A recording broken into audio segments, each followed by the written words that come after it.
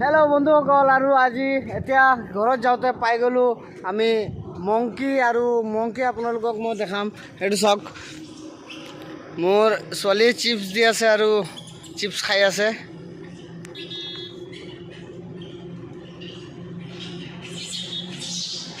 দেছ না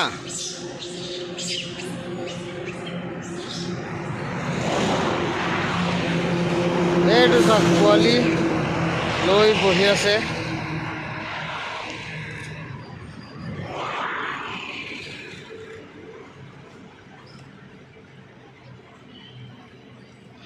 আৰু এইটো চাওক, গছৰ ওপৰত বান্দৰ। মংকিটো দেখিছে, এইফালেও আছিল, ক'ত গ'ল বা। আহ আহ আহ দে আমাৰ দেউচাই চিপছ আহ।